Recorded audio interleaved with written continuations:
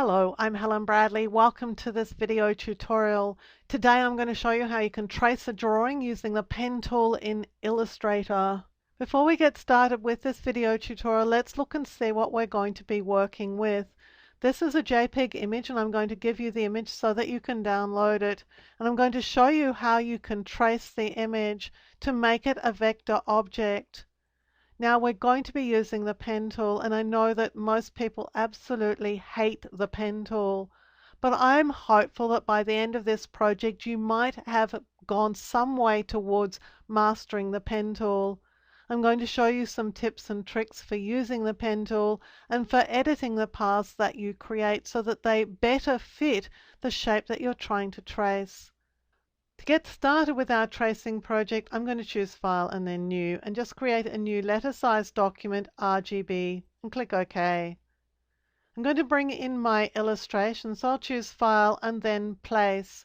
I'm going out to get a JPEG image, so I'll click it and click Place. And I can just drag to place it inside my document. Now, so that it's not going to move around, I'm going to open up the Layers palette and click the lock icon here. That locks the image so that it can't move. I'm going to create a new layer because I need something that I'm going to draw on. And I'm going to target the pen tool here. I'm going to flip this so I have no fill and I want a colored stroke. So I'm just going to go and get a blue stroke. Before I do this, let's have a look at the Layers palette though. You can see that this has a sort of red bar on it. That tells me that when I start drawing my fish, my lines are going to be red. And you know what? My fish is red too, so the chances of me seeing my lines clearly is pretty much zero. So what I'm going to do is come in here and double click on this layer to open up this layer options dialog. And I can change the color. And because I'm working with blue, I'm going to select a blue for my lines as well. It's going to make life a whole lot easier to do that. So I'm going to start here and I'm going to just draw out this line here. And I think I'm going to need a couple of anchor points to do it. So I'm going to start here and I'm going to click and drag to create my first anchor point. I'm going to put another one in here just on the curve. Click and drag. I don't want too many anchor points, but this is a pretty big curve to try and make without a couple of anchor points at least to try and get it. I'm going to click and drag here. And then up here, I'm going to click. I'm going to come across the top here and do this piece at the same time. So I do the entire sort of fish body. So here, I'm going to click and drag. Now the fish's body doesn't come to a point at this stage, so I'm going to need to put another anchor point in here just to get that little end piece. I'll come back and finesse that in a minute. This is a sharp turn here, so I need an anchor point here. So I'm just going to click and drag to create that anchor point. Now I'm going to come back to here, but I'm going to do it in two steps. So I'm going to first click and drag here. Then I'm going to click and drag about here. And I'm going to click and drag up here and then go back to the starting point. And I've drawn out the fish's body. I'm ignoring all the other pieces because they're going to be a lot easier to do individually later on, and then I can just stick the whole thing together. I've selected the direct selection tool. Let's just zoom in here. So there are a couple of things that we need to do here.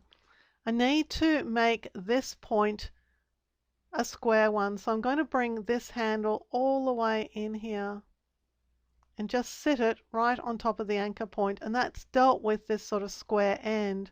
I'm going to do the same here. I'm just going to grab the handle and just sit it in right on top of the anchor point to make that top edge. I think this anchor point could be out a little bit. I haven't made the best selection as to where it should be, so I'm just altering that, and I'm doing that by just clicking on the anchor point and using the arrow keys on the keyboard. It's the easiest way to do it. Let's zoom out a little bit. I'm holding the space bar as I move the shape into position so I can see what's going on. I'm going to click the direct selection tool again, and I'm looking for this point here. I think I'm going to need to zoom out a little bit further. Again, direct selection tool or the letter A. I think this anchor point's not in the best position, so let's just put it a little bit closer to the path itself. And I'm just going to adjust these handles. This line here, all the way down between these two anchor points, is controlled by this handle and nothing else. With the handles, you can drag the handle, so you can drag it around in a sort of circle around the anchor point, but you can also change the shape of the curve by dragging it closer or pulling it further away from the anchor point. There are two things that control that curve. So I've pretty much got that, I'm thinking right now. So let's go down here and see if I can't do something with this curve here. Again, it's going to be controlled by this anchor point and this anchor point. This entire piece of line is controlled just by those two handles. This one here, this one here. And that's looking pretty good. Let's go and see this. Now when I'm looking at this line here, I've only got one handle. This anchor point has no handles at all, and I need it to have handles because I want to adjust the line a little bit. I got this point because I clicked here instead of clicking and dragging, but having done that, I can put handles back on it by selecting the anchor point and then click here on Convert Selected Anchor Points to Smooth, and this will give it handles. It also makes a terrible mess of my line, but that's easily resolved. What I'm going to do is just start dragging in on this here. And of course I need to break the connection between these two handles because I don't want them to operate as a teeter-totter. So again, click on the handle, hold down the Alt key so I see that plus sign, and then that just breaks the link between these two handles. I'm just going to adjust this to see if I can get this line a little bit better. Of course, anything I do to this handle is also going to have an effect on this line here because this one is a teeter-totter, and I don't want to break the connection between those two handles because it's that teeter-totter behavior that gives me a nice smooth line. So I don't want to break it, I just want to see if I can work around it. Let's have a look here. Well, I've got a handle here that's controlling this top line. Got another handle here that's also controlling it. I'm just going to put it into position. Now let's have a look at this point. I knew I'd made a bit of a mess of that at the time, but that's fine. We've got a set of handles here that are going to be working as a teeter-totter. We want to break them because we have to make it around this very sharp inner curve. So let's just break them. Let's make this top line.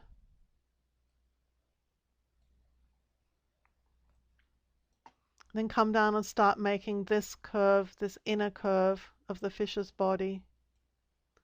Now I've got an anchor point here that's just helping me make this curve. I've got another one over here, again helping me make this curve. And these are two anchor points because they're on a curve, and because I want a fairly smooth curve, I do not want to break those handles apart if I can possibly help it. It's just a recipe for disaster. Okay, let's come back up here. I've got a handle here.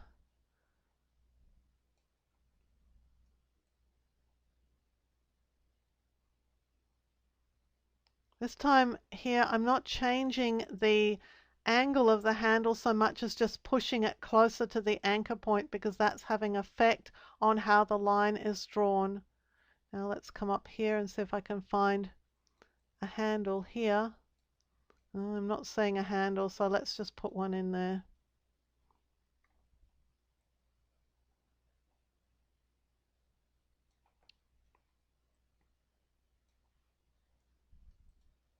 Well, this line's fallen apart a little bit because of some of the work that we've done elsewhere, so I'm just going to remake it here. I'm going to call that good. Having drawn that, I'm going to open the layer here and I'm going to lock this shape down so that any work I do from now on is not going to affect that shape. So let's go ahead now and draw this line here, but in drawing it I'm going to add a keystroke that I haven't used previously. It's going to make things just a little bit easier. So I'm going to start by clicking and dragging here to create a line that's headed in this direction.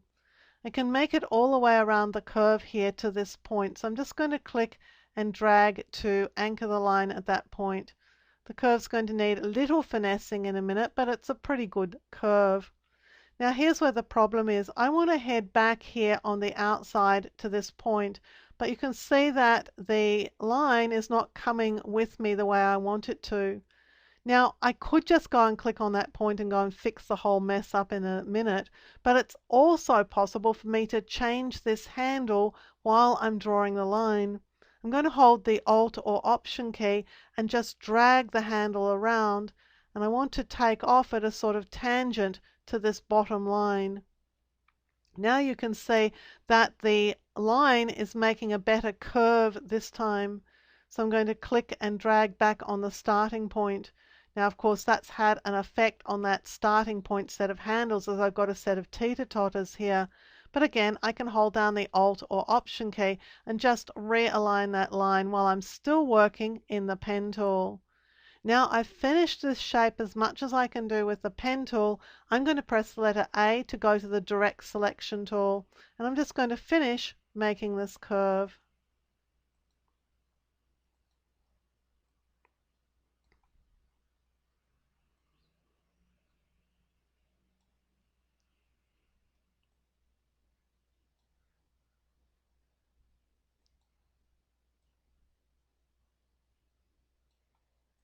And that curve's pretty much done. I'm going to lock it down. Let's use the same process to draw this piece here. I'm going to zoom into it so we can see it very clearly. I'm going to the pen tool. This is a pointy end, so I just want to click and drag to create it. There's going to have to be an anchor point here. There's going to have to be an anchor point here too, because it's a sort of pointy bit. I'm just going to drag out the curve here. Now I'm going to hold the Alt or Option key as I redraw this handle so it's taking off in the direction I want to head in. I'll make it all the way around this curve with a single line, but I am going to have to put a point here because it's the only way I'm going to get back up here. So I'm going to click and drag. Again, I can finesse this line in a minute. It's pretty good right now. Alt or Option, drag the handle round so it's a sort of tangent to the line where I'm heading. I'm going all the way up here and click and drag because I need a set of handles here. That's the only way I'm going to be able to head in this direction and straightway back in this direction. Again, Alt or Option to drag this handle down so it's a tangent to the line. Click and drag. Again, now I've got to head in this direction. The line's not going to come with me perfectly unless I change my handle. Alt, drag. It's now a tangent to the line. Click and drag. Next I need to head up here. Well, I need my handle to be in the right direction. Alt, drag. And then click and drag on the end point. Now, it's twisted a little bit, so I want to make sure it's untwisted before I finish here. And then just Alt, drag on that handle to remake that handle. Now if I'm done, I'm going to click the direct selection tool, and that's going to let me reshape these points.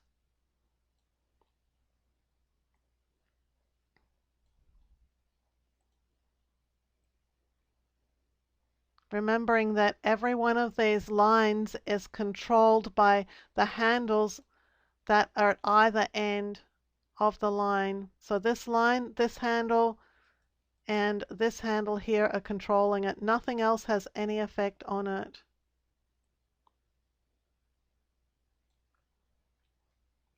And I've got that pretty much sewn up, so I'm going to lock it down, press Control or Command 0, and then let's go and have a look at these pieces. Now I'm going to speed up the video as I work, but you're going to see me do exactly what I've been doing. It's just going to be a little bit faster so that we get through it a little bit more quickly.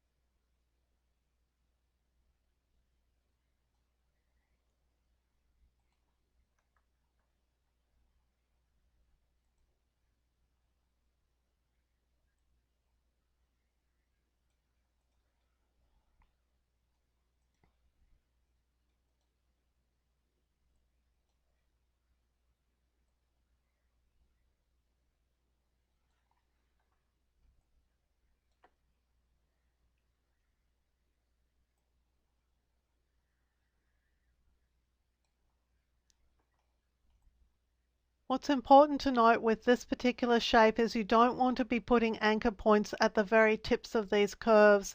It's going to be too hard to get a perfect curve if you have anchor points here. What you want to do is to put anchor points where the curve sort of flattens out.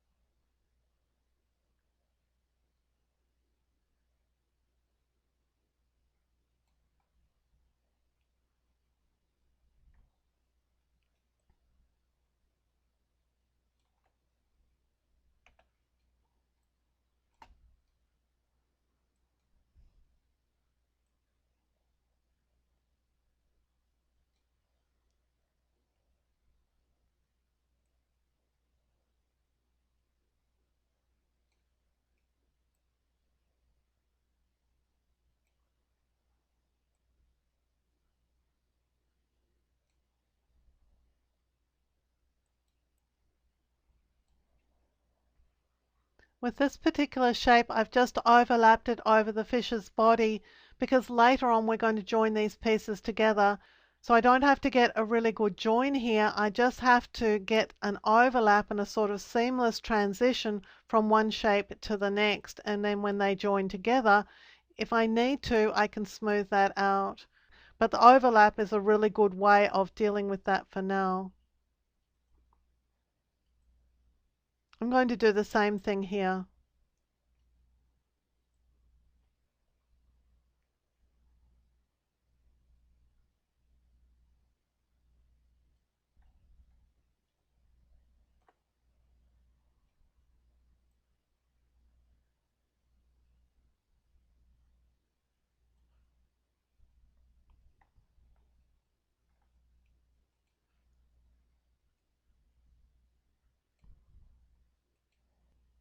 Now that all the pieces have been traced, I'm going to unlock everything and I can turn off the original fish drawing. I'm going to select over all of the objects using the selection tool, and then from the Pathfinder I'm going to select Unite because that's going to create a single group for that particular fish. It's going to contain the fish's body and its eye.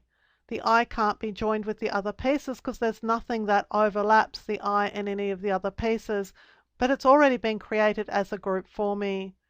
And all I need to do now is with the group selected, I'm just going to flip the stroke and fill color, and that just fills my fish. This is the original fish here. and this is our traced version. You can see that there are some basic pen skills at work here, and using them it's pretty easy, if a little time consuming, to trace objects in Illustrator. I'm Helen Bradley. Thank you for joining me for this video tutorial. Look out for more video tutorials here on my YouTube channel, and consider subscribing to my channel and you'll be alerted when new videos are released. And visit my website at projectwoman.com, where you'll find more tips, tricks and tutorials on a range of applications including Photoshop, Lightroom, Illustrator and a whole lot more.